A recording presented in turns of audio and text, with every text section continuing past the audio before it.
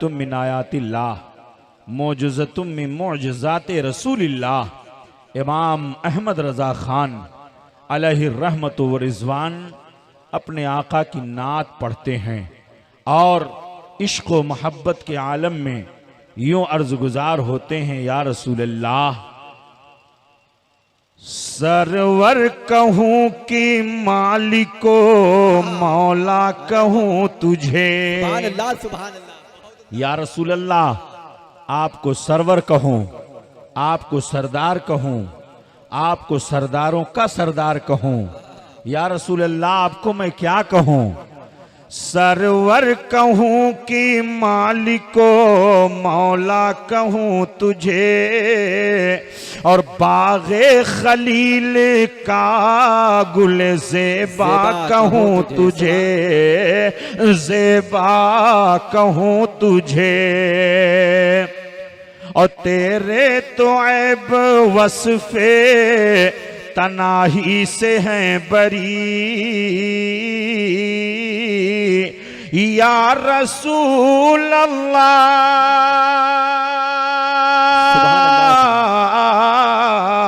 तेरे तो वस्फ़ ऐबे तनाही से हैं बरी। हैरान हूँ मेरे शाह मैं क्या क्या कहूँ तुझे, मैं क्या क्या कहूँ तुझे। आला हजरत की नात पढ़ो तो दिल के अंदर रोशनी पैदा हो जाए। आला हजरत का सलाम पढ़ो तो ईमान में ताजगी पैदा हो जाए। आला हजरत अजीमुल बरकत की किताबें पढ़ो तो ईमान की रोशनी हासिल हो जाए। आला हजरत का लिखा हुआ तर्जमे कंजुल ईमान पढ़ो तो ईमान के अंदर पुख्तगी पैदा हो जाए। आला हजरत अजीमुल बरकत इमाम अहले सुन्नत, इमाम इश्क़ मोहब्बत, इमाम अहमद रज़ा खान अलैहि रहमतुर रिज़वान ने जो फिक्र दिया है, आला हजरत अजीमुल बरकत इमाम अहले सुन्नत के उसी फिक्र की रोशनी में आइए हम और आप अदल व इंसाफ का जायजा लें। आप अदल का जायजा लें, इंसाफ का जायजा लें। इस्लाम के अंदर अदल व इंसाफ की क्या अहमियत हुआ करती है। अल्लाह और उसके रसूल के नजदीक अदल व इंसाफ का क्या मामला होता है। और ये तारीख गवाह है कि जिस कौम में अदल व इंसाफ का रवाज होता है, जो कौम अदल व इंसाफ के साथ फैसले किया करती है, वो कौम भी तरक्की करती है, वो मुल्क भी तरक्की करता है, वो मुआशरा भी तरक्की करता है, वो कम्युनिटी भी तरक्की करती है।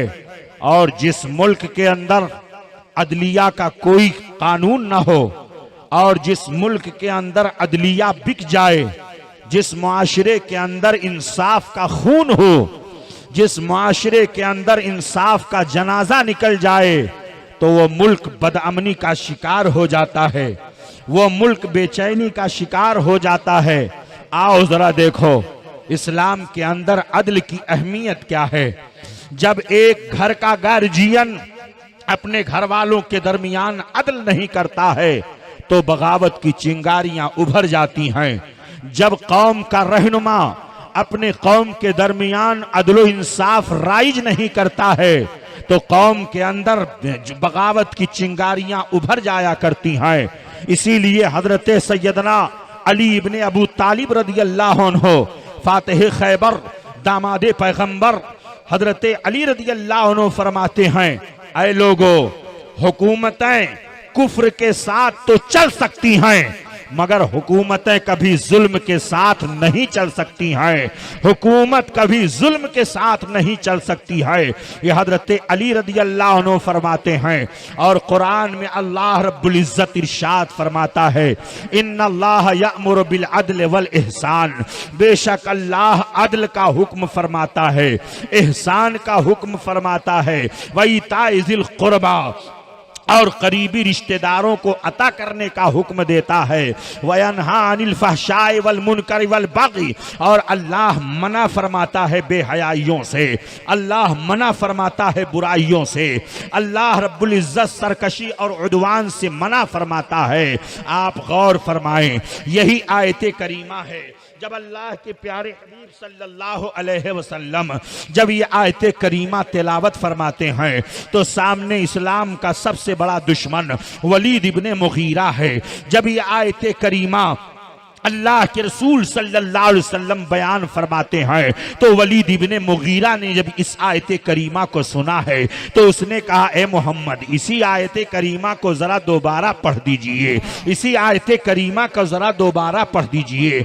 तो रसूल पाक सल्लल्लाहु अलैहि वसल्लम इस आयत करीमा को दोबारा पढ़ते हैं और जब वो इस आयत करीमा को सुनता है तो वलीद इब्ने मुगीरा दुश्मन इस्लाम ये कहता है, कसम खुदा की इसके अंदर तो बड़ी हलावत है, इसके अंदर तो बड़ी तरावट है, इसका फल बहुत ही शानदार है, इसके पत्तियां जो बड़ी फलदार हैं। मा हाजा कलामुल बशर, ये किसी इंसान का बनाया हुआ कलाम नहीं है, ये कलाम रब्बानी है, ये अल्लाह रब्बुल इज्जत का कलाम है। आप गौर फरमाइए। और ये आयत करीमा कब नाजिल होती है? जब अल्लाह रब्बुल इज्जत मुसलमानों को इख्तिदार अता फरमाता है। अब मक्का फतेह होने वाला है, अब तुम्हारे सामने वह लोग आएंगे जिन्होंने तुम्हारे रास्ते में कांटे बिछाए हैं, अब तुम्हारे सामने वह लोग आएंगे जिन्होंने तुमको गालियां दिया है, अब तुम्हारे सामने वह लोग आएंगे जिन्होंने तुम्हारी औरतों को सताया है, अब तुम्हारे सामने वह लोग आएंगे जिन्होंने तुम्हारे बच्चों को बेदरेग कत्ल किया है, अब तुम्हारे सामने वह लोग आएंगे जिन्होंने इस्लाम दुश्मनी में हद पार कर लिया है, अब तुम्हारे सामने वह लोग आएंगे जिन्होंने इब्तिदाए नबूवत से लेकर के अब तक तुमको सताया है। ऐ मुसलमानों, जब इख्तिदार तुम्हारे हाथ में हो, जब हुकूमत तुम्हारे हाथ में हो, अब मक्का के फातिह बन करके तुम मक्का में दाखिल हो रहे हो, अब मक्का तुम्हारे अंदर और तुम्हारे कंट्रोल में आने वाला है, लिहाजा अब तुम जब उनके पास जाना तो अदलो इंसाफ के साथ जाना, कहीं हद से तजावुज न करना, ना इंसाफी उनके साथ न होने पाए, उनके साथ जुल्म जबर न होने पाए। ए दलू हुआ अक़रबु लित्तक़वा, कुरान पाक में अल्लाह फरमाता है अदल कायम करो, ये तकवा के बहुत ज्यादा मुनासिब है, ये तकवा के बहुत ज्यादा करीब है। अब आप गौर फरमाइए कि मुसलमानों को हुक्म दिया जा रहा है कि अदल इंसाफ कायम करो। जिस मुआशरे में अदल का रवाज होता है वो मुआशरा अमन सुकून के साथ जिंदगी गुजारता है। जिस मुल्क के अंदर अमन और अदल का माहौल होता है तो लोग अदलिया पर भरोसा करते हैं, किसी पर जुल्म नहीं होता है, किसी गरीब को सताया नहीं जाता है, किसी मजलूम की आह नहीं ली जाती है, इसलिए कि अदल इंसाफ का दौर दौरा होता है। जब अदल इंसाफ का दौर दौरा होता है तो रास्ते से कोई भी गुजर जाए उसे टच करने वाला कोई नहीं होता है।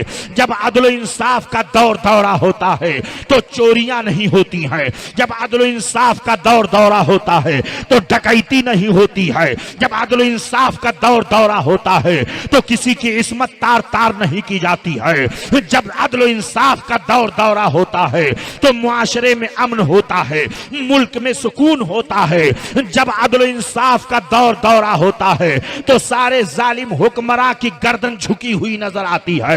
जब अदल इंसाफ का दौर दौरा होता है तो मुआशरे में अमन सुकून हुआ करता है। आओ जरा देखो इस्लाम अदल का कितना हुक्म देता है और अल्लाह उसके रसूल के नजदीक अदल की कितनी अहमियत है। आप गौर फरमाइए, मक्का वालों को और मक्का मदीना से जो फौज जा रही है मक्का की तरफ, उन्हें खिताब किया जा रहा है, जाना तो अदल इंसाफ के साथ कायम रहना, जाना तो उनके साथ जुल्म नहीं करना। इसलिए कि जब जालिम जुल्म करता है तो जुल्म करने वाला तो जुल्म करता है और मजलूम जुल्म का शिकार होता है तो अल्लाह रब्बुल इज्जत उस मजलूम मजलूम की आह को अपनी बारगाह में कबूल करता है, बाबे इजाबत से मजलूम की बद्दुआ निकलती है और बाबे इजाबत से जाकर के टकरा जाती है। आप गौर फरमाइए अदल की कितनी अहमियत है इस्लाम के अंदर, इंसाफ का क्या मकाम है इस्लाम के अंदर। और इस्लाम ये चाहता है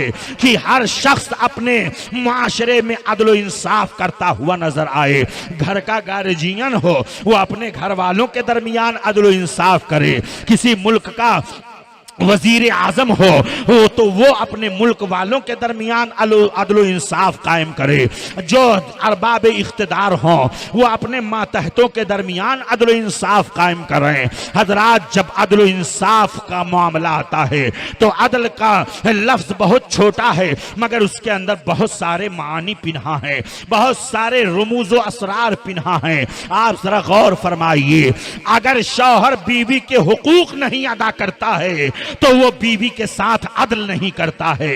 अगर शौहर बीवी के साथ अदल नहीं करता है तो उसके हुकूक अदा नहीं करता है। आप गौर फरमाइए, इसी तरीके पर अगर कोई बेटा अपने माँ बाप के हुकूक कर की रियायत नहीं करता है तो अपने माँ बाप के साथ अदल नहीं करता है। और जब बेटा अदल करे बाप के साथ, बाप अदल करे बेटे के साथ, शौहर अदल करे बीवी के साथ, बीवी अदल करे शौहर के साथ, तब मुआशरा जन्नत नुमा हो जाता है। तब मुआशरे के अंदर कहीं झगड़ा नहीं होता है, तब मुआशरे के अंदर कहीं फसाद नहीं होता है। आज मुल्क के अंदर अगर कहीं भी बगावत की चिंगारी उभरती है तो अदल इंसाफ का खून किया जाता है और इंसाफ का नंगा नाच नचाया जाता है, तब जाकर के बगावत की चिंगारियां उभरती हैं। आप जरा गौर फरमाइए, इस्लाम के अंदर चीफ जस्टिस का क्या मकाम होता है, इस्लाम के अंदर काज़ी क़ुज़ात का क्या मकाम होता है, इस्लाम के अंदर काजी की क्या क्या अहमियत होती है, इस्लाम के अंदर शरीयत के काजी की क्या वक़ात है, मैं आपको बताता हुआ चलूं। आप यहां से उठ करके जाएं। आप इन मौज़ूआत पर बहुत कम तकरीरें सुनते होंगे, अदल इंसाफ के मौजू पर तकरीरें कम सुनते होंगे। आप यहां से उठ करके जाओगे तो आप अदल इंसाफ के मौजू पर एक किताब पढ़ करके जाओगे। मैं आपको बताता चलूं अदल का क्या मकाम है और इंसाफ का क्या मकाम है। हजरात, इस्लाम के अंदर आने के बाद न कोई अमीर है न कोई गरीब है, न कोई छोटा है न कोई बड़ा है, न कोई अरबी है न कोई अजमी है, न कोई अमीर है न कोई गरीब है। इंसाफ का मामला सबके साथ बराबर किया जाएगा। कोई बादशाह हो, अगर उसने जुल्म किया है तब भी उसके साथ अदल किया जाएगा, उसको सामने लाया जाएगा, उसके गुनाहों को सामने लाया जाएगा। और अगर किसी गरीब ने मुकद्दमा दायर कर दिया है तो और गरीब अगर अपने मामले में हक पर है तो उस गरीब के हक में फैसला किया जाएगा। इस्लाम ये कहता है, कुरान का कानून ये कहता है, इस्लाम का ज़ाब्ता ये कहता है, आईने मुस्तफ़ा ये कहती है, इस्लाम का कानून ये कहता है। आओ जरा देखते चले, अदल इंसाफ की बात आई है तो कुरान पाक में अल्लाह इरशाद फरमाता है, इन्नल्लाह युहिब्बुल मुक़सितीन, अल्लाह अदल इंसाफ करने वालों को पसंद फरमाता है, अल्लाह अदल इंसाफ करने वालों को पसंद फरमाता है। आओ जरा देखो इस्लाम के अंदर अदल इंसाफ का क्या मकाम है। हजरत सैयदना उमर इब्ने खत्ताब रदियल्लाहु अन्हु का दौर है, हजरत उमर फारूक आजम रदियल्लाहु अन्हु के दौर में हजरत सैयदना अम्र बिन आस मिस्र के गवर्नर बना दिए जाते हैं। और जब आप मिस्र के गवर्नर बन करके वहां तशरीफ ले जाते हैं तो कुछ दिन गुजरने के बाद में आपका एक बेटा था जिसका नाम मोहम्मद था। वो घुड़सवारी का बड़ा शौकीन था, घुड़सवारी करने लगा। एक आम मिस्री शख्स उसने कहा, ऐ बादशाह गवर्नर के लड़के, मैं भी तुम्हारे साथ रेस में चलूंगा। और फिर जब घोड़े की रेस लगाई गई तो ऐसी सूरत में वो मिस्री बच्चा जीत जाता है और गवर्नर मिस्र के हजरत अम्र बिन आस के बेटे मोहम्मद हार जाते हैं। और जब मोहम्मद हार गए और वो मिस्री शख्स जीत गया तो मोहम्मद ने अपना कोड़ा निकाला और कोड़ा निकालने के बाद कहा, उसकी पुश्त पर मारना शुरू किया, उसकी पीठ पर मारते जा रहे हैं और कह रहे हैं अना इब्नुल अकरमीन, हम मुअज़्ज़ज़ बाबा व अजदाद के बेटे हैं, हम मुअज़्ज़ज़ आबा व अजदाद के बेटे हैं, तुम कैसे जीत गए हमसे। अल्लाह अकबर। वो मिस्री शख्स कोड़े खा रहा है। कोड़ा खाने के बाद उसने कहा मैं इंसाफ का मुकदमा दायर करूंगा, मैं कहीं और नहीं जाऊंगा, मदीना तैयबा जाऊंगा, उमर फारूक आजम के दरबार में जाऊंगा। अब मिस्र से वो सफर करते हुए हजरत सैयदना उमर फारूक आजम के दरबार में हाजिरी देता है और कहता है ए अमीरुल मोमिनीन, मुझे इंसाफ चाहिए, इंसाफ, मुझे अदल चाहिए, अदल। कहा क्या बात है। कहा मिस्र के गवर्नर के बेटे ने मुझको घोड़े से मारा है, मेरे ऊपर दुर्रे से उसने मारा है, मुझे इंसाफ चाहिए, मैं रेस में जीत गया था तो उसने मुझ पर जुल्म किया है, अमीरुल मोमिनीन मुझे इंसाफ चाहिए। अब जब मुकदमा दायर कर दिया गया तो उमर फारूक आजम ने सिपाहियों को भेजा, जाओ जा करके मिस्र के गवर्नर अम्र बिन आस रदियल्लाहु अन्हु के बेटे को भी लेकर के आओ और अम्र बिन आस को भी पकड़ करके लेके आओ। अल्लाहु अकबर। अब मदीना तैयबा से इस्लामी सिपाही जाते हैं मिस्र की तरफ और हजरत अम्र बिन आस को लेकर के और उनके बेटे को लेकर के मदीना तैयबा हाजिरी देते हैं। अब मस्जिद नबवी शरीफ है, अदलो इंसाफ का बादशाह अमीरुल मोमिनीन हजरत उमर इब्न खत्ताब रदियल्लाहु अन्हु की अदालत लगती है और आप अपने कोड़े को निकालते हैं और कोड़े को निकालने के बाद आप उस आम मिस्री शख्स से कहते हैं अमीरुल मोमिनीन के और वक्त के गवर्नर के बेटे पर उतना ही कोड़ा मार जितना कोड़ा उसने तुमको मिस्र की सरजमीन पर मारा है। मस्जिद नबवी शरीफ है, मस्जिद नबवी शरीफ में आमतुन नास का मजमा लगा हुआ है।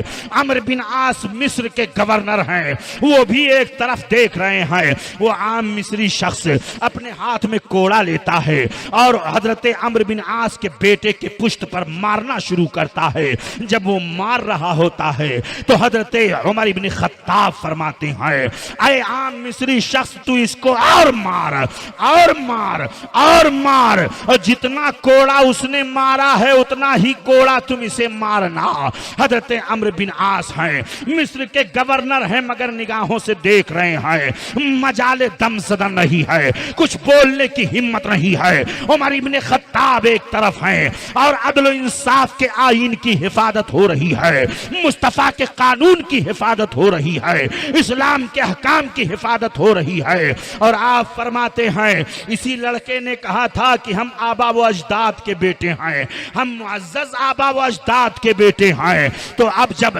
कोड़ा मार लिया गया और पुश्त पर कोड़े पड़ गए तो हजरत उमर इब्न खत्ताब रदियल्लाहु अन्हु ने निगाहे गैज़ो ग़ज़ब उठाई हजरत अम्र बिन आस की तरफ और आपने फरमाया या अम्र बिन आस, तुम्हारा बेटा ये समझता है कि मैं गवर्नर मिस्र का बेटा हूं तो जो चाहूं करूं, करने मिस्र का बेटा। इसने कहा है कि आबा व अजदाद का बेटा हूं, मुअज़्ज़ज़ आबा व अजदाद का बेटा हूं। इसके दिमाग में यही भूत सवार है कि मैं गवर्नर मिस्र का बेटा हूं तो मैं चाहे जैसा करूं, चाहे जिस पर चाहूं जुल्म करूं। अरे अम्र बिन आस, तुमको मालूम नहीं है, सुन लो। हजरत उमर इब्न खत्ताब ने जो जुमला इस्तेमाल किया आज भी वो इस्लाम की तारीख में नोट है और इंसाफ की सारी रूह उसके अंदर समा गई है, इंसाफ के सारे तकाजे उसके अंदर आ गए हैं। आपने इरशाद फरमाया था ऐ अम्र बिन आस सुनो, इनकी माओ ने इन्हें आजाद जना है, कब से तुमने इन्हें अपना गुलाम बना लिया। नारे तकबीर, नारे रिसालत, जिक्र शहीद आज़म, नारे तकबीर, नारे रिसालत। अब आप गौर फरमाइए इस्लाम के अंदर अदल का क्या मकाम है। हजरत उमर फारूक आजम रदियल्लाहु अन्हु गवर्नर मिस्र के बेटे पर उस आम शख्स से दुर्रे के जरिए उसके पुष्ट पर दुर्रा मरवाते हैं और फरमाते हैं सुन लो, आज के बाद मिस्र से मुझे कोई शिकायत नहीं आनी चाहिए, ये इंसाफ का मामला है। आओ जरा देखते चलो हजरत अली रदी अल्लाह अन्हु का इंसाफ देखो। आपने एक मर्तबा जंग लड़ी, एक काफिर को पछाड़ दिया और पछाड़ने के बाद में दिन के तीसरे पहर जब आप उस पर गालिब आ गए, सीने पर चढ़ करके जमीन पर पटक दिया और पटकने के बाद तलवार निकाली और चाहा कि गर्दन में मार दूं। उसने जब ये यकीन कर लिया कि अब मेरी गर्दन मार दी जाएगी, अब मैं कत्ल कर दिया जाऊंगा, तो उसने हजरत अली इब्ने अबी तालिब रदी अल्लाह अन्हु के चेहरे पर थूक दिया। जैसे ही उसने हजरत अली के चेहरे पर थूका तो हजरत अली सीने से हट गए और आपने फरमाया अब मैं तुझे कत्ल नहीं करूंगा, अब मैं तुझे नहीं मारूंगा। बहुत हैरान हुआ कि आखिर वजह क्या है कि रात दिन के वक्त जब लड़ाई जारी रही तो दिन के पहले पहर हम पर गालिब ना आए, दूसरे पहर ना गालिब आए, तीसरे पहर जब हम पर गालिब आ गए तो इन्होंने हमें कत्ल करना छोड़ दिया।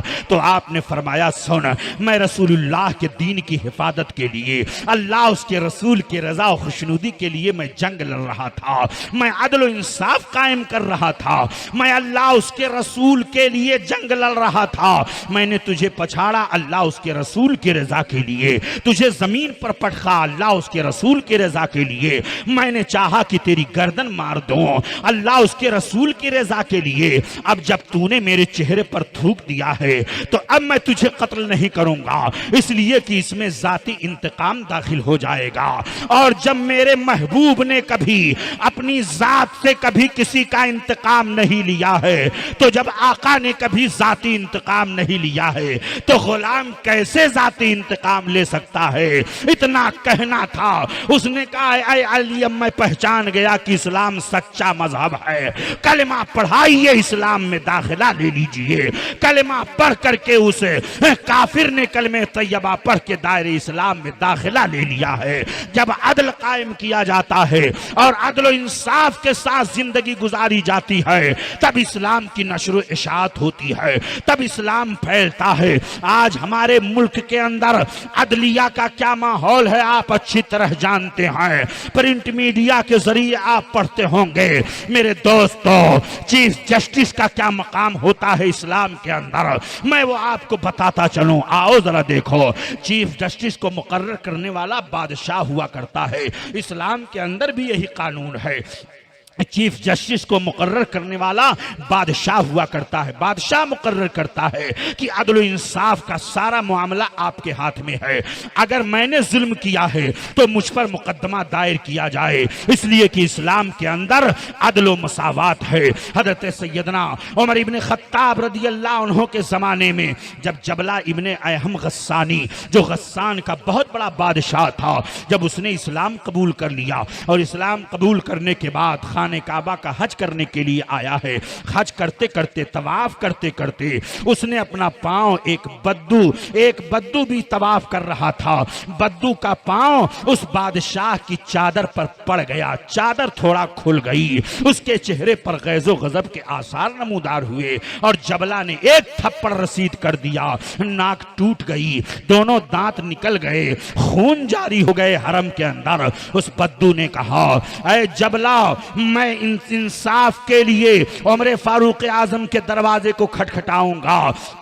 और वो बद्दू इंसाफ के लिए हजरत उमर फारूक आजम के पास जाता है और अर्ज करता है हुजूर, तवाफ करते करते उसने मेरे ऊपर जुल्म किया है, मेरे ऊपर उसने थप्पड़ मारा है, मेरी नाक टूट गई है और दोनों दंदान टूट गए हैं, हुजूर मुझे इंसाफ चाहिए, मुझे अदल चाहिए। हजरत उमर फारूक आजम ने उसे बुलाया, कहा या तो तुम इसे माफी मांग लो और इसे राजी कर लो, वरना किसास के लिए तैयार हो जाओ, तुम्हारी भी नाक तोड़ी जाएगी, तुम्हारे भी दांत तोड़े जाएंगे। जबला ने कहा मैं तो इस्लाम इसलिए लाया था ताकि इस्लाम में मुझे और वकार मिल जाए, इस्लाम के अंदर और मुझे इज्जत मिल जाए। ये क्या, एक बद्दू की क्या हैसियत है मेरे सामने, एक कमतर इंसान की क्या हैसियत है मेरे सामने, मैं तो गस्सान का बादशाह हूं।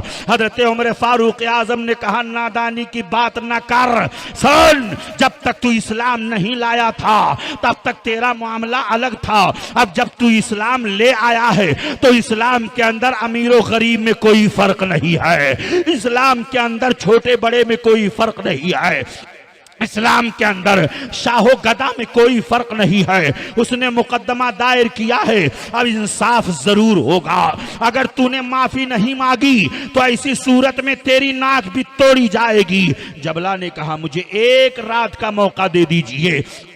आपने कहा सोच ले, कोई बात नहीं है। और उसी रात वो जालिम अपने सिपाहियों के साथ मक्का छोड़ करके भाग गया और ईसाई हो गया। हजरत उमर फारूक आजम रदियल्लाहु अन्हु ने एक शख्स जो इस्लाम में दाखिल हो चुका था उसका मुर्तद होना गवारा कर लिया, मगर निजाम मुस्तफा पर हर्फ नहीं आने दिया, इस्लाम के आईन पर हर्फ नहीं आने दिया। इंसाफ किया जाएगा जरूर, चाहे वो बादशाह ही क्यों ना हो, चाहे वो गुलाम ही ने क्यों ना हो। और आपने फरमाया था कि इस्लाम के अंदर अमीर और गरीब में कोई फर्क नहीं है। अगर मेयार अगर कोई है तो तकवा है, अगर मेयार अगर कोई है तो परहेजगारी। सुभान अल्लाह, बेशक बहुत। ये इस्लाम का अदल है, ये इस्लाम का अदल है। आप जरा अदल के माहौल में आप देखते चलें। अल्लाहु अकबर। जरा गौर फरमाइए, यही खिलाफत उस्मानिया का एक बहुत बड़ा बादशाह जिसका नाम बादशाह मुराद है। बादशाह मुराद खिलाफत उस्मानिया के जमाने में एक मस्जिद बनवाता है। मस्जिद की देख रेख करने के लिए जब वो आता है, जायजा लेने के लिए, वक्त का बादशाह, उसने देखा कि एक जगह दीवार टेढ़ी हो गई, एक जगह दीवार टेढ़ी हो गई है। कहा इंजीनियर को बुलाओ। इंजीनियर को बुलाया गया, कहा दीवार टेढ़ी है। कहा बादशाह सलामत, दीवार टेढ़ी नहीं है, थोड़ा प्लास्टर जो है उसका थोड़ा सा आगे हो गया है, प्लास्टर तोड़ दिया जाएगा तो दीवार सीधी हो जाएगी। बादशाह मुराद ने कहा ऐसा नहीं हो सकता। गुस्से में उसने खंजर निकाला और उस इंजीनियर का हाथ काट दिया। जब इंजीनियर का हाथ काट दिया तो उसने कहा बादशाह, मैं काजी उल कुज़ात के यहां इंसाफ कायम करूंगा, मैं मुकदमा दायर करूंगा। चीफ जस्टिस के यहां उसने मुकदमा दायर कर दिया। बादशाह के खिलाफ सम्मन जारी हो गया। बादशाह अपने घर गया, उसने अपनी बीवी को बुलाया, कहा आज मुझसे एक हादसा हो गया। कहा क्या? कहा खंजर से मैंने उस मेमार का हाथ काट दिया है और बादशाह ने मेरे खिलाफ सम्मन जारी किया है। सुल्ताना ने कहा तुम्ही ने तो उसको मुकर्रर किया है, हटा दो उसको, तुम्ही ने तो उसको मुकर्रर किया है, उसको हटा दो। कहा नहीं, मैं कांप रहा हूं, मेरे बदन में थरथराहट इसलिए है कि जो कानून इस्लाम का है वही कानून मुझ पर नाफिज किया जाए। जो इस्लाम का कानून है वो कानून मुझ पर नाफिज किया जाएगा। सुबह सवेरे सवेरे सिपाही पहुंच गए बादशाह के दरवाजे पर। कहा चलो, काजी उल कुज़ात ने बुलाया है, चीफ जस्टिस ने बुलाया है। अब बादशाह मुराद चीफ जस्टिस के अदालत के कटघरे में आता है और चेहरे पर नकाब डाले हुए है। अल्लाहु अकबर। चेहरे पर नकाब डाले हुए है। काजी उल कुज़ात जब जज की कुर्सी पर, चीफ जस्टिस की कुर्सी पर, अदालत के मौके पर बैठता है तो बादशाह से कहता है बादशाह जरा चेहरा तो हटाओ, नकाब तो हटाओ, चेहरा तो जरा दिखाओ ताकि अदालत में जितने लोग मौजूद हैं वो तुम्हारे चेहरे को भी देखें, तुम्हारे चेहरे के जोग्राफियों को भी देखें। अब बादशाह ने चेहरे से नकाब हटाया। हटाने के बाद चीफ जस्टिस ने कहा ये बादशाह ये बताओ तुमने अपने खंजर से इस मेमार का हाथ काटा है? कहा हाँ, मैं इकरार जुर्म करता हूं, मैंने अपने खंजर से इस मेमार का हाथ जरूर काटा है।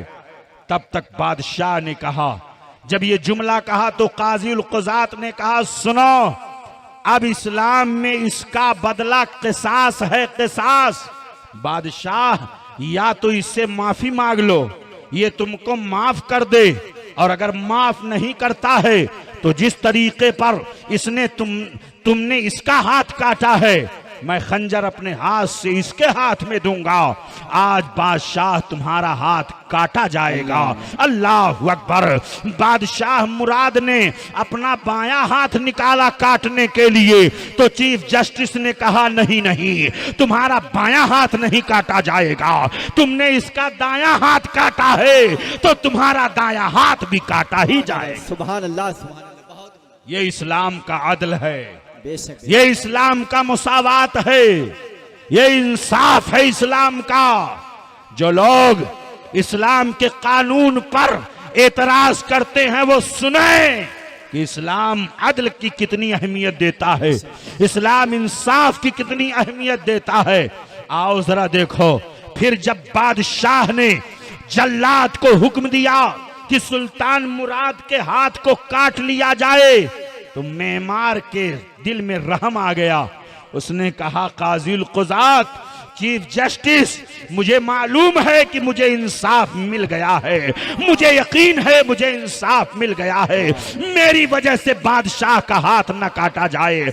मैंने बादशाह की खता को माफ कर दिया है, मैंने उसके गुनाह को माफ कर दिया है। अल्लाह अकबर। सुल्तान मुराद अब उस शख्स को बुला करके उसके बाएं हाथ को चूम रहा है और कह रहा है तुमने मुझे माफ कर दिया है, तुमने मेरे हाथ को बचा लिया है। ये इस्लाम का अदल है, ये इंसाफ का मुसावात है। आओ सैयदना हजरते महमूद गजनवी रहमतुल्लाह अलैह, महमूद गजनवी का वाकया मैं आपको बताता हुआ चलूं। यही महमूद गजनवी है, अपने वक्त के बादशाह हैं, महल के अंदर बैठे हुए हैं। तब तक एक आम शहरी आता है और आकर के कहता है बादशाह सलामत, एक तुर्की सिपाही ने मेरे घर पर कब्जा कर लिया है और उसने मेरी बीवी को अपनी रखेल बना लिया है, मेरी बीवी के साथ वो बदकारी करता है। हुजूर मुझे इंसाफ चाहिए, मुझे अदल चाहिए। जब सुल्तान महमूद गजनवी ने इस मामले को सुना तो गैज़ो ग़ज़ब में आपने तलवार अपने न्याम से बाहर निकाली और निकालने के बाद कहा यह तलवार या तो जालिम की गर्दन काटने के लिए निकलती है, ये तलवार या तो मजलूम की हिमायत के लिए निकलती है। महमूद गजनवी ने कहा तुम्हें घबराने की जरूरत नहीं है, तुम्हें इंसाफ जरूर मिलेगा।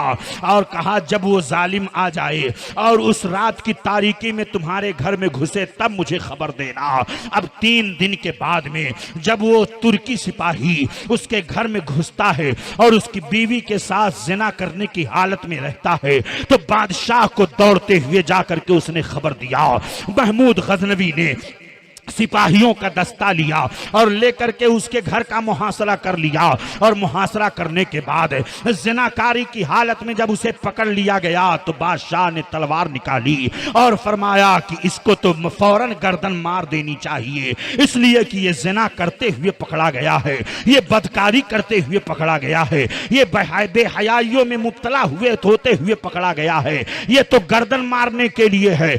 आपने कहा सारी लाइटें बुझा दी जाएं, सारी शम्मा को गुल कर दिया जाए, सारी रोशनियों को बुझा दिया जाए। और जब सारी रोशनी बुझा दी गई तो रात की तारीकी में महमूद गजनवी ने उस जालिम जिनाकार की गर्दन मारी है और गर्दन मारने के बाद जब रोशनी जलाई गई और शम्मा रोशन की गई और रोशनियां जब जलाई गई तो देखा कि वही सामने जालिम मौजूद है, उसकी गर्दन कटी हुई है, खून का फव्वारा निकल रहा है। महमूद गजनवी सजदे शुक्र अदा करते हैं और फरमाते हैं लोगों ने पूछा हुजूर ये बात क्या है, आपने सारी रोशनी क्यों बुझा दिया, आपने सारी शम्मा क्यों गुल कर दी। कहा सुनो सुनो, मैंने सोचा कहीं ऐसा न हो कि इस बदकारी और बेहयाई में कहीं मेरा लड़का ही मुलविस ना हो, कहीं मेरा बेटा ही मुलविस ना हो, तो कहीं ऐसा न हो कि अदल इंसाफ को कायम करने में बाप की शफकत माने हो जाए और बाप की शफकत हायल हो जाए। उस वक्त मैंने मंसूबा बनाया था कि अगर इस बदकारी में मेरा लड़का भी पकड़ा जाएगा तो इंसाफ की तलवार उसकी गर्दन पर भी चलेगी। अल्लाह का शुक्र है कि जिसके ताल्लुक से उसने शिकायत किया था उसी की गर्दन मारी। नारे तकबीर, नारे रिसालत, वलमाए अहले सुन्नत, नारे रिसालत। ये इस्लाम का अदल है, ये इस्लाम का मुसावात है। आज तो फाइलें बंद की जा रही हैं। आज इंसाफ कहां है? ढूंढो इंसाफ को, अदल को तलाश करो कि अदल कहां है। और याद रखो, एक वाकया मैं बताता चलूं। एक बाग था, वो बाग बहुत सरसब्जो शादाब था, पहले बहुत हरा भरा था।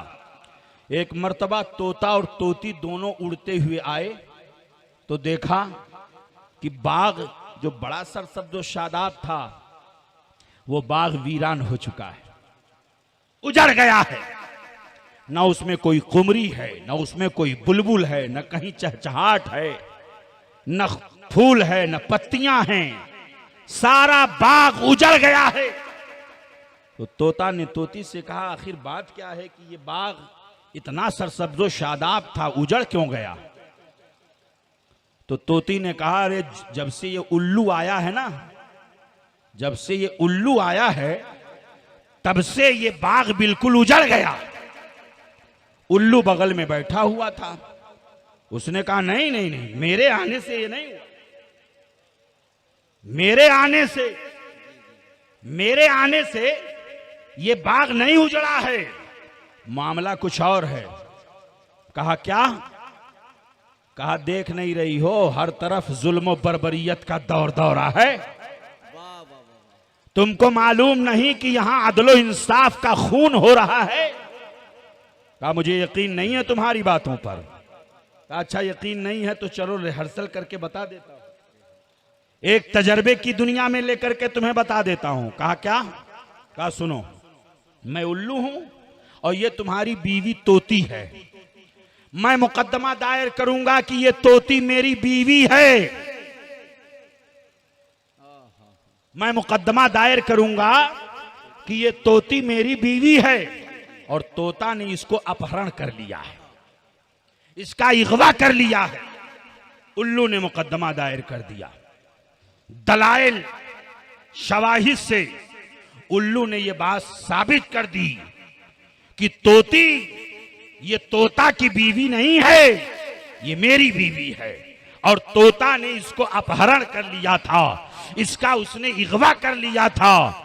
और जब दलाइलो शवाहिद से यह बात साबित हो गई तो चीफ जस्टिस ने फैसला भी सुना दी कि उल्लू की बीवी है तोती और तोता ने इसको अपहरण कर लिया था। तोता ने सर पकड़ लिया अपना, कहा यह कैसे हो सकता है?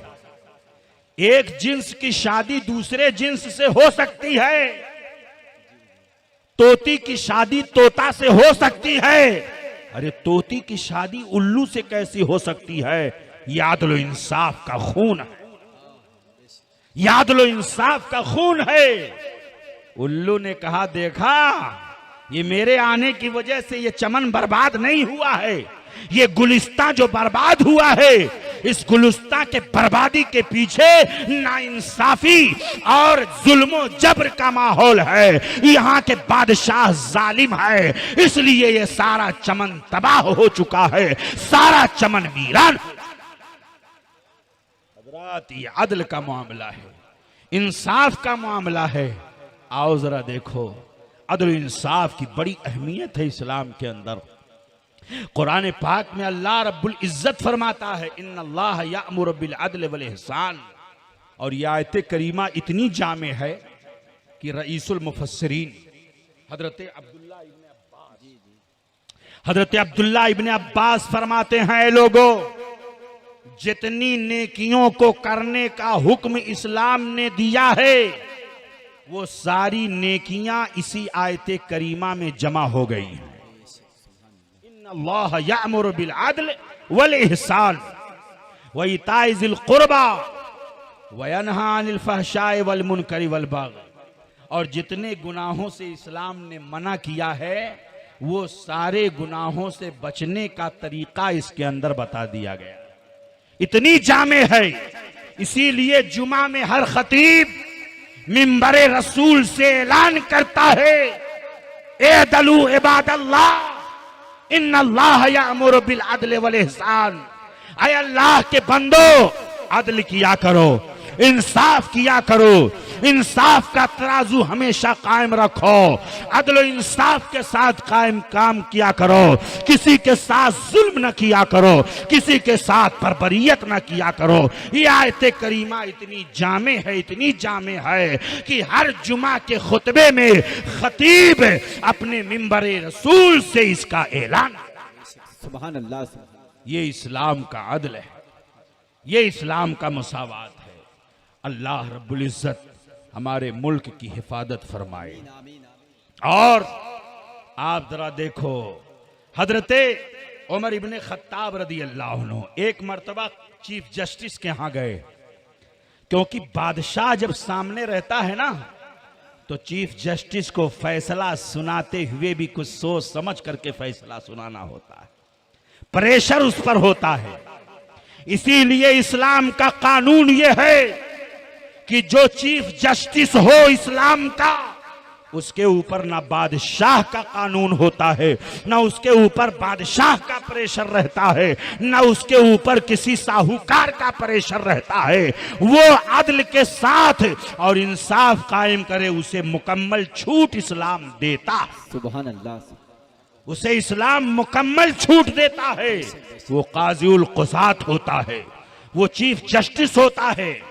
एक मर्तबा एक फैसले के मौके पर हजरत उमर फारूक आजम रदी अल्लाह अन्हु चले गए चीफ जस्टिस के यहाँ कि आज देखता हूं कि चीफ जस्टिस मेरी मौजूदगी में क्या फैसला सुनाते,